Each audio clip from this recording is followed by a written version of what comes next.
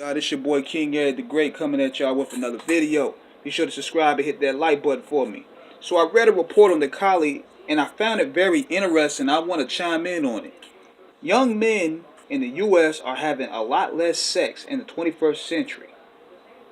It says here sexual activity among young American men has declined sharply since 2000, with nearly a third reporting no sex with a partner in a prior year. The trend is concerning as sexual relationships are important for well-being and health. Possible reasons for the decline in sexual frequency may also include stress of juggling work and intimate relationships, and as well as prevalence of other solo entertainment. Researchers found that 16.5% of respondents reported less sexual activity in 2016-2018 versus 9.5 in 2000 to 2002, mostly among unmarried heterosexual males. So let me get to it. Number one, a lot of the young men here today do not want to put in the work. And this is what I was talking to my man, Mr. Lucario, about. And we're going to probably bring him on the show real soon again to chop it up about it, because he talks about this on his channel. A lot of dudes don't want to put in the work. They have that whole self-entitlement mentality that they feel that they the prize and women should step to them. But newsflash, women are not going to approach you, bro. You're going to have to create that energy and put the work in yourself.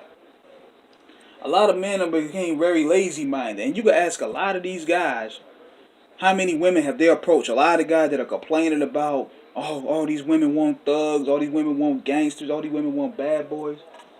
Ask them how many women they approach, whether it be online or offline. I guarantee you're going to get under than 5. You're going to get under than 5 women. And a lot of times it be throughout the year.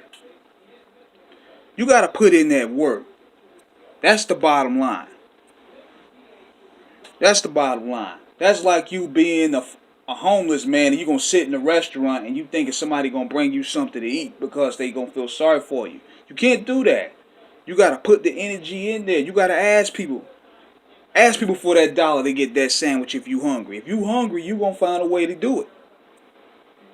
So, this brings me the number 2, which is media manipulation. See, media manipulation played a key role in the misery of what a lot of people are feeling right now. Everybody was groomed to believe that these Disney movies, these fairy tales, you will get a happy ending. Tyler Perry movies included.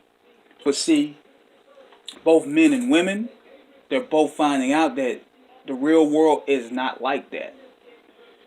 It's not like that at all. Yeah, the person that cheated on you is not going to get karma or get hit by a bus. He going to find a much more attractive person and live on his life or her life happily ever after.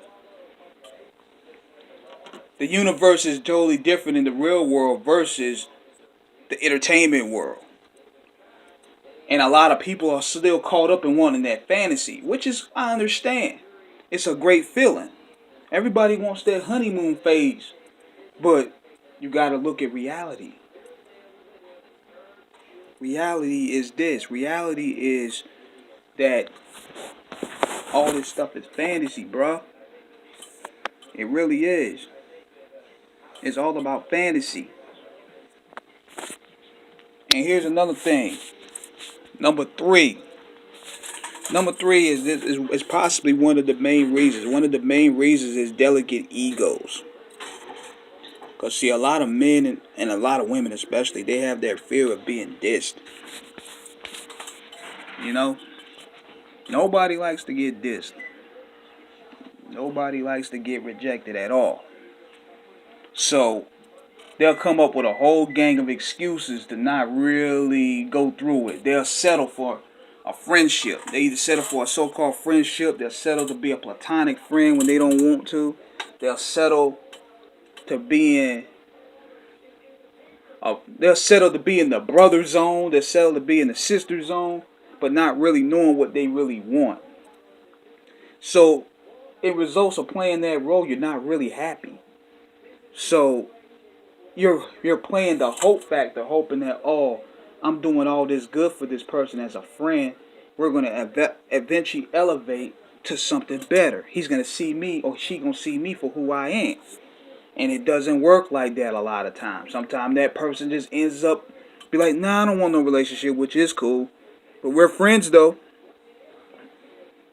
So that's what happens, and that's a reality check.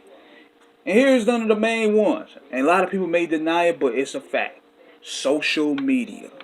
Social media done turned this country upside down. It turned the culture upside down forever. More than ever, see a lot of women, they see men as financial currency. That's why if you hit a woman up on social media, on Instagram, first thing she gonna send you is her OnlyFans page. Then she gonna try to put you on to some bullcrap investment team. Then she's teasing you with workout videos. She's teasing you with leggings and half naked pictures. And that leads to the frustration of a lot of men as well. Because they feel they can't achieve that fantasy. Plus it creates the separatism. And it creates separatism, and not only separatism, but also the lack of serious dialogue.